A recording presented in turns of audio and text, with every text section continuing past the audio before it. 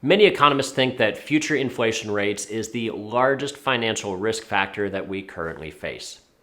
But if we can properly identify the problem that inflation will be an issue in coming years, then we can strategically alter our investing portfolio to actually benefit from this.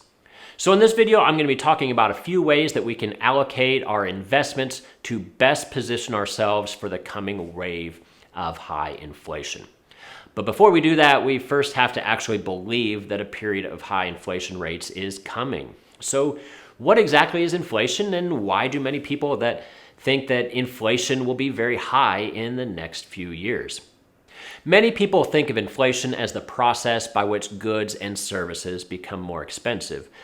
But a better way to look at it might be that inflation is the process by which your money becomes less valuable. So goods aren't getting more expensive, it's that your money is now worth less. Now, we like to think that a dollar is a dollar is a dollar, but that's really not the way that it works, because the amount of goods that your dollar can purchase fluctuates over time due to inflation. Back in the 1950s, you could buy a McDonald's hamburger for 15 cents. Nowadays, if you happen to find 15 cents laying on the ground, chances are you won't even bother to take the time to bend over and pick it up. Inflation has eroded the purchasing power of those 15 cents to the point where it is now essentially worthless. Now, inflation can happen for a variety of reasons, but one of the troubling things that has happened in recent years is the extreme rate at which the federal government has been printing new money. A lot has happened in the last year or so with the pandemic, lockdowns, and stimulus checks to keep people afloat. The government was handing out large sums of money to corporations or to individual families, but where did all that money actually come from? Well, it literally came out of thin air. You see, the government can print more money whenever they feel like it. And the last year or two, they've printed a lot of new money. In fact, a whopping 40% of the circulating money in the system today was created within the last 12 months. Now, most people are familiar with the economic theory of supply and demand. Well, in this case, the demand for money has remained roughly the same, since there are still roughly the same number of people on Earth trying to fight each other for this money. However, the total supply of money has recently skyrocketed. So by the law of supply and demand, since the demand has stayed the same and the supply has dramatically increased, the value of that item will decrease. In this case, we're talking about money, so the value of our money will dramatically decrease, and it does so by the purchasing power of our money being eroded by inflation. So how can we protect ourselves against this inflation? Well, the first thing to realize is that if your cold, hard cash is consistently becoming less valuable, then you don't want to keep large reserves of cash as it keeps losing its value. Now, it might be prudent to keep at least a little cash on hand for an emergency fund. I wouldn't necessarily suggest keeping large sums of money in the bank. Instead, you're going to want to purchase assets that will help you keep up with or potentially even beat inflation. Now, when it comes to a natural hedge against inflation, some people think about investing in gold or even Bitcoin, which is sometimes referred to as a digital gold. While I do like Bitcoin, it's way too young as an asset class to be able to draw any meaningful correlation between crypto prices and inflation rates. And so for that reason, I can't necessarily recommend that as a hedge against inflation. But what about gold itself? Well, I'm actually not a big fan of gold as an inflation hedge either. First, gold doesn't produce anything. It doesn't pay any interest or dividends. It just kind of sits there as an expensive paperweight. As such, we must rely 100% on hoping that the value of gold goes up over time.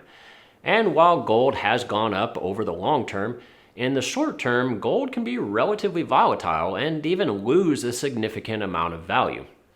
From 2011 to 2016, gold lost a significant amount of value. And likewise, from the year 2000 to 2011, gold gained a lot of value.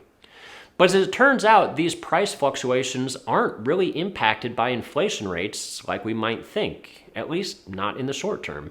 It turns out that statistically, the correlation between gold prices and inflation rates is only 0.16. And for those of you guys that aren't math majors, what that means is that a value of 0 means that the two items are completely unrelated, and a value of 1 means that the items are 100% related, meaning that every time inflation changes, even if only by a small amount, then the price of gold would also change by an equivalent amount. So a value of 0.16 means that gold and inflation only have a very, very small correlation. And as such, that makes gold not a very good hedge against inflation. TIPS bonds are one way to protect against inflation. TIPS stands for Treasury Inflated Protected Securities, and essentially it's a bond or a loan that you give to the government in exchange for a fixed amount of interest payments. In the case of TIPS, you not only get a small interest yield, but the principal balance is also adjusted, usually twice per year, based on the current inflation rates. This means that you are pretty well guaranteed to generate a small income, the yield, above and beyond the inflation rate. But this yield tends to be relatively low, and so for the most part, your money will simply keep pace with inflation, which isn't bad, but at the same time, it's not really that great either. If there's one surefire way to beat inflation over long periods of time, it's by investing in the stock market. Many companies are able to pass the rising cost of goods and services on to their end consumer, so the impact to their company's bottom line can be minimal at best. Now, don't get me wrong, I'm not saying that inflation is good for the equities market, but what I am saying is that over the long haul, stocks have outperformed inflation by a significant margin due to the price-setting power. However, stocks are not the best way to protect yourself against inflation, in my opinion.